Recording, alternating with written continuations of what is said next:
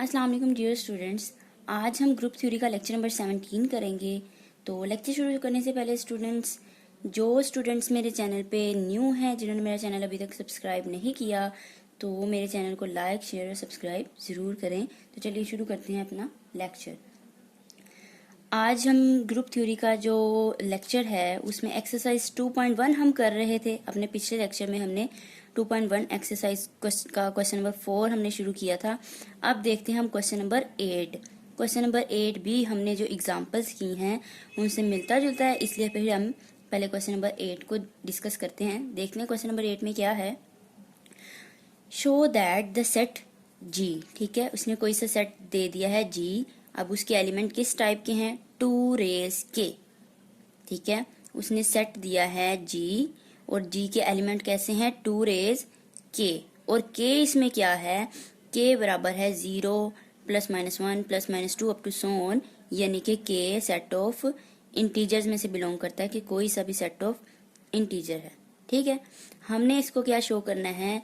ये जो सेट है, ये सेट हमारे पास ग्रुप है अंडर मल्टीप्लिकेशन। तो हमें पता है किसी भी सेट को ग्रुप प्रूफ करने के लिए तो या तो हम कैलेस टेबल बना देते हैं या 4 प्रॉपर्टीज हम शो करके दिखा देते हैं कि वो 4 की 4 प्रॉपर्टीज ग्रुप की सेटिस्फाई करती हैं। तो अब इसका तो हम कैलेस टेबल नहीं बना सकते, ठीक है। तो देखें, फिर हम इसकी 4 प्रॉपर्टीज हम शो करते हैं बारी बारी एक एक करके कि सेटिस्फाई करती हैं कि नहीं, हम चेक करते हैं। देखें, हमने सबसे पहले तो लेट कर लिया, जो हमारे पास चीज़ गिवन थी उसको हमने सॉल्यूशन में लिख लिया। अब नंबर 1 पे प्रॉपर्टी हमारे पास होती है ग्रुप की क्लोजर प्रॉपर्टी, ठीक है। क्लोजर प्रॉपर्टी में हम क्या करते हैं? हम कोई से 2 एलिमेंट इन जनरल लेते हैं। हमने यहाँ पे भी इसी तरह किया हुआ है।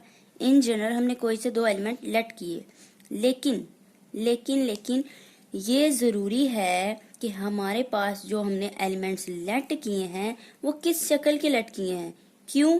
क्योंकि जो हमारे पास सेट गिवन है उसमें जिस टाइप के एलिमेंट्स हैं हमने लेट भी फिर उसी टाइप के करने हैं। जो हमारे पास सेट गिवन है उसमें एक्सपोनेंशियल फॉर्म का कोई एलिमेंट है जिसमें 2 रेज के कहा गया है, ठीक है। तो हम यहाँ पे 2 कोई से एलिमेंट ले लेते हैं एक्सपोनेंशियल फॉर्म में और कोई सा भी कंसीडर कर लेते हैं। इन जनरल हम कह देते हैं ये 2 रेज के था, 2 की कोई ना कोई पावर है, तो हम यहाँ पे भी 2 की कोई ना कोई डिफरेंट पावर्स वाले 2 एलिमेंट लेट कर लेते हैं। हमने यहाँ पे लेट किया 2 रेज आर और 2 रेज एस, कोई से 2 एलिमेंट्स हैं, ग्रुप में बिलोंग कर रहे हैं, ठीक है।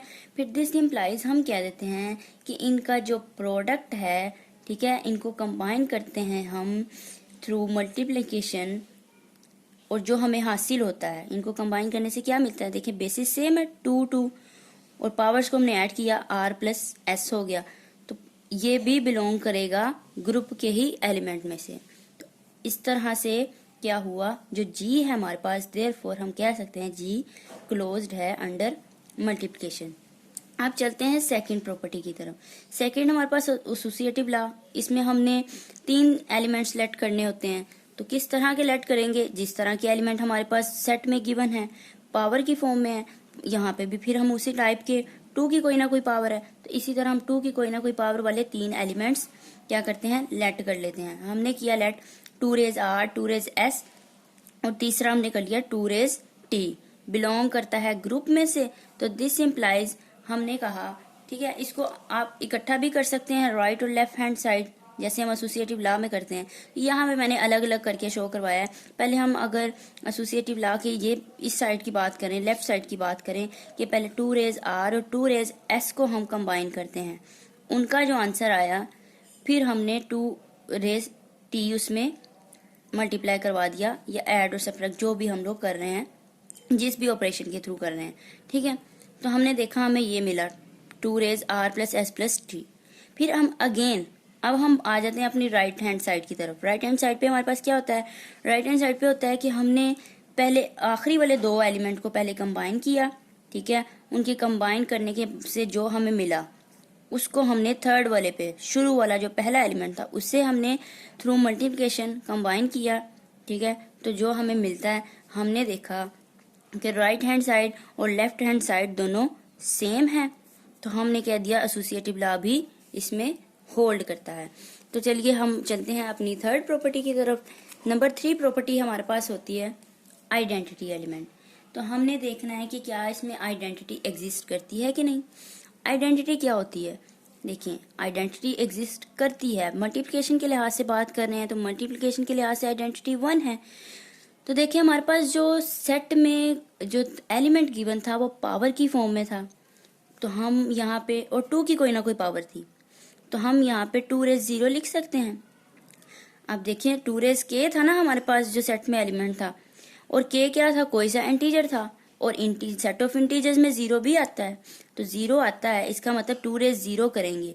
कोई भी एलिमेंट है, कोई नंबर है हमारे पास, उसकी पावर 0 लेने से हमेशा 1 ही आता है, तो इसका मतलब फिर आइडेंटिटी भी यहाँ पे एग्जिस्ट कर रही है। आइडेंटिटी एग्जिस्ट कर रही है, किसमें एग्जिस्ट कर रही है, जो हमारे पास सेट जी था उसमें।